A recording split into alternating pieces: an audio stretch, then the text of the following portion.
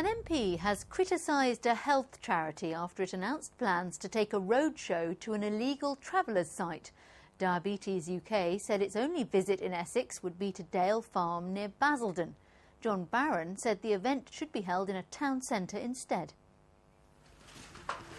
Margaret Gammel's in poor health. This is her medication. She has a heart condition and diabetes. Mrs. Gammel says at Dale Farm the incidence of diabetes seems to be high. My sister now found out yesterday she's a diabetic. I have a brother here that's a diabetic as well. That killed my daughter. She's a diabetic. The charity Diabetes UK is bringing a roadshow here to Dale Farm, but that's being criticised by a local MP who says the roadshow shouldn't be held at an illegal travellers site. If they want to reach as many people as possible, they should be relocating this roadshow to somewhere central like Basildon and Billericay in order to get as many people to the roadshow as possible. Putting the roadshow on a very contentious traveller site is not the way to get the message across. A spokeswoman for Diabetes UK said health problems among gypsies and travellers are between 2 and 5 times more common than the settled community. Therefore, it is vital that we raise awareness of type 2 diabetes in this community. Should other people from other residential parts of Crays Hill want to come in and participate and take advantage of this, they can do so, I'm sure. And the travellers say access to better healthcare is one reason why those who are here illegally should be allowed to stay. Gareth George, BBC Look East. We've just heard that Diabetes UK has cancelled its Dale Farm roadshow. The charity says it's taken the decision because of the views of local people. The police are searching for a 13-year-old girl who's thought to have gone missing with a man from Essex she met on the internet. Tegan Feakins was last seen by her mother in Torquay on Friday evening. It's thought she could be with James Grenfell, who's 22 and lives in Braintree. The War Memorial in Norwich is getting a makeover after being closed off for 4 years for safety reasons. It'll cost nearly £3 million and will take more than a year to complete. War Memorial opened in grand fashion in 1938, but it's fallen into disrepair. It's been out of bounds for 4 years until restoration began this morning. That should never have been left this long in the first place, because that's an insult, really. And I'm sure a lot of people do visit it, even if they, not frequently, but once or twice in their lives. I think it's terrible. I think it should be put back into action. It was good because it's just a mess. Behind closed doors, the damage extends downwards. This undercroft was used by market stall holders. Now it's unfit for any purpose. The water has been leaking through the concrete, and as you saw downstairs, all those stalactites are showing that the water was going through and rusting away all the steel that was in there.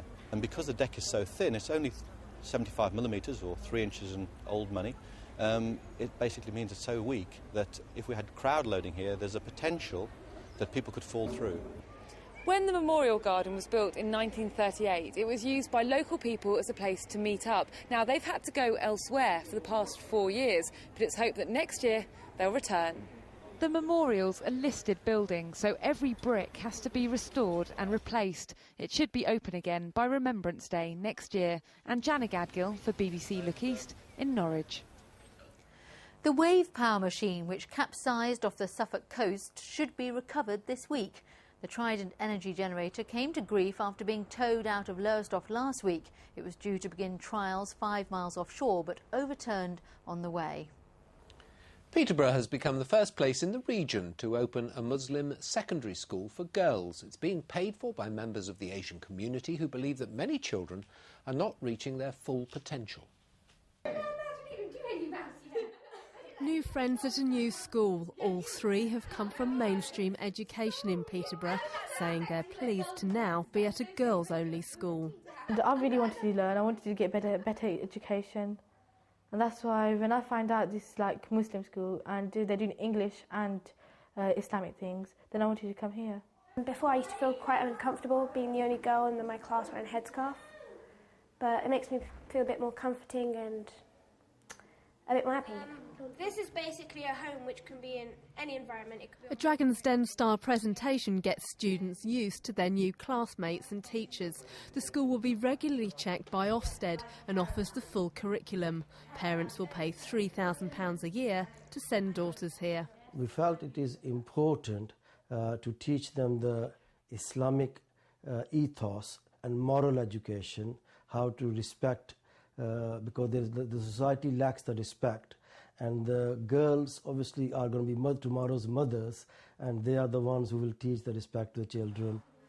While this is a Muslim school, those behind it say they welcome pupils from all faiths and deny children here will become isolated.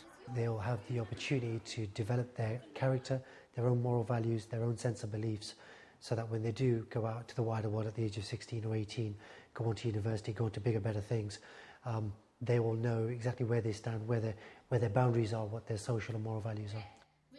With 23 pupils now, it's a small beginning, but the school hopes there'll be 200 students in 5 years' time. Emma Bohr, BBC Look East, Peterborough.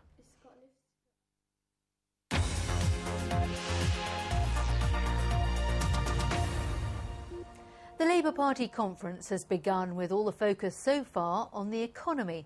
The government is hoping that its efforts to guide us through the recession will persuade people to vote Labour again. Over the last year, they claim to have pumped millions of pounds into the economy in this region, but has it had any effect? Andrew Sinclair is in Brighton. Andrew. Stuart, over the last year, the main plank of government economic policy has been this thing called fiscal stimulus. And we've discovered that in our region alone, over the last year, something like £300 million has been put into construction projects and aiding businesses. Now, Labour says this supports and creates jobs. The Conservatives say it's money we haven't got, we're going to spend an age paying it back. And the questioning, does it really make any difference? At the side of the M1 in Bedfordshire, they're preparing to widen the motorway. The work wasn't due to start for another year, but the £16.5 million project has been brought forward. In Cambridge, £3 million is being spent on an improved public transport hub at the railway station. In the last year, around £180 million has been spent on construction projects in our region, most of which would probably have not gone ahead if the government hadn't come up with the extra money. This is money we don't have. We're having to borrow it. It's adding to our public spending deficit. You know, if your roof is falling off or leaking and you're in danger of ruining a 3-storey house for want of some roof tiles, it's probably wise to borrow money in order to repair it and to keep the whole house intact. And that's the government's thinking at the moment. And then there's been the help for businesses. 7,500 have received free health checks, like this fish and chip shop near Norwich. The owner discovered he was able to claim £1,000 from a fund set up to help rural pubs. He also got advice to help get through the recession. Things that we wouldn't really think of that when we were obviously busier, things like updating our menus, flyers, and putting new signs outside, which the money they gave us is exactly what we did. And from this, we have got busier. There's been no shortage of spending. 10 million for 260 new homes, we don't know where yet. 135 million set aside for dualling the A11. 91 loans made to businesses who are finding it hard to borrow money. Labour says this investment is bringing us out of recession. The Tories disagree. Colleagues of mine in the area are all reporting unemployment increasing rather than decreasing, so I'm not certainly seeing any signs of any improvement in the economy. Labour says without a fiscal stimulus, things would have been much worse. It says jobs and businesses in the region have been saved by this policy. And there's actually another big story down here which involves our region. Have a listen to this.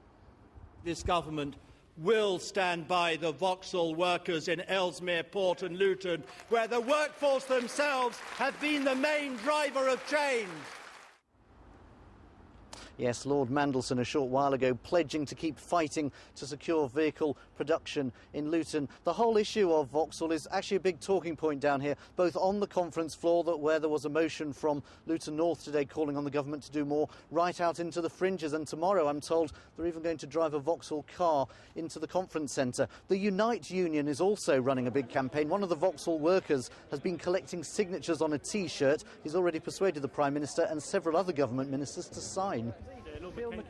What we're looking to do is obviously just keep it in the spotlight. We don't want people to forget about what's happening in Luton. Obviously there's lots of other things going on, but this week I'm representing my CLP of Mid Bedfordshire, and I'm also representing the workers at the Luton plant. And tomorrow here in Brighton, the Prime Minister addresses the conference. Andrew, thank you very much.